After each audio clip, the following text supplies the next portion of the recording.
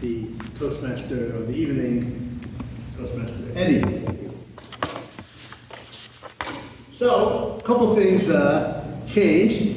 I thought I was going to be speaker number 2, but I'm speaker number 1. So learning on the spot.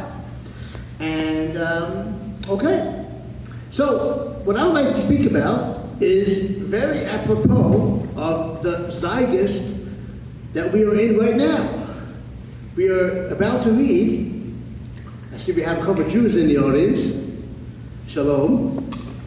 And in this week's portion, for those that go to synagogue, we're going to be reading about the story of the construction of the tabernacle.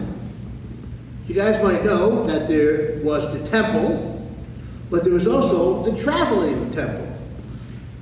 In Hebrew, it's called the Mishkan, or the Mishkan, the tabernacle. They took it apart, and then they put it back together, and then they traveled, and they always had a sanctuary, a holy place, wherever they went. One of the things that those that study the Bible and the Talmud often expound upon is what's called juxtaposition. That would, by the way, be a very good word of the day. Some people here might not be familiar with the word bless you, though. And bless everybody else in the room, too. Whether or not you sneeze or not, you still deserve a blessing. Everybody should be blessed. First of all, just for sitting here listening to my speech, that itself, you deserve a blessing.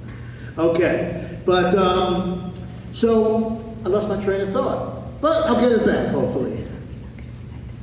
Yes, juxtaposition, one of the many things that the rabbis talk about. So, the previous portion discussed the interpersonal laws, the laws between man and his or her fellow man. The laws about when you lend money, you're not supposed to charge interest, how to deal with when your property damages another person's property, and all different types of laws that have to do with one's relationship with their fellow human being. That is the previous portion. The portion that we will read this week is, like I said, about the tabernacle, about the traveling temple. What is the reason why God put it that way? What is the lesson that we learn of the juxtaposition, again, of the laws of how one should deal with other people in the society and the world that we live in, and the laws of the construction and the building and dwelling in the tabernacle? What is the reason why the two things are put together? So what I would like to suggest is that the Bible is teaching us a very fundamental lesson that we all have to learn in our lives. A lot of people love to do good things with other people's money, with other people's resources. I believe there was a certain famous person in our history who they say would do that. Well, that's not really the right thing.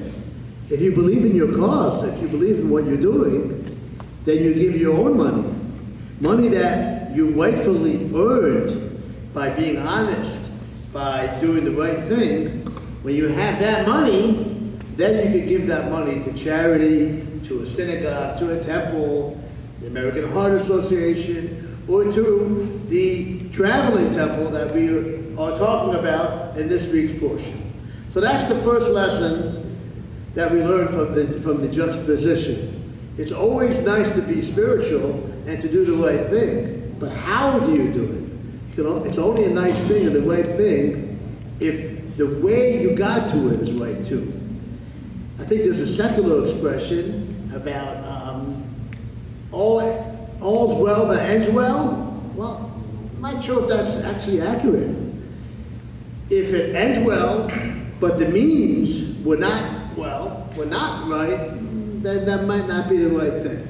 So, okay, enough about this. But that was the idea, that the Bible, that God puts together the two laws to teach you that it's only a good thing, God only likes it, God only wants it when it's done rightfully, when it's done properly. As we all know, the Ten Commandments, which we read about a few weeks ago, the way the pictures show is that there are 5 on one side and 5 on the other side. In higher mathematics, that's where we get the Ten Commandments from, right? So, the 5 on the right side are the laws of man's relationship with the Almighty, with God. You shouldn't have any other gods besides the one Almighty. You shouldn't bow down to other gods. Don't use God's name in vain. Don't swear. That's on one side.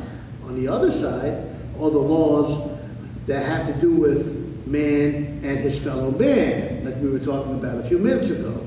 Don't kidnap, don't commit murder, don't commit adultery, don't desire somebody else's property. Why are they, honor thy father and mother, why are they next to each other?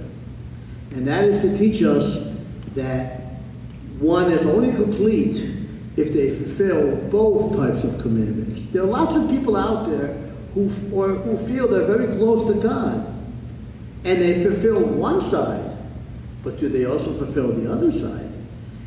If you're really close to God, then you have to also follow the laws between man and his fellow man. Then you're truly close to God. And also, it's not enough to just only follow the left side, to just have to do with each other in society. That's beautiful, that's very nice. But one also has to have a relationship with the Almighty. When one does that, then they're truly fulfilling the law and the spirit of the law on both sides of the tablets.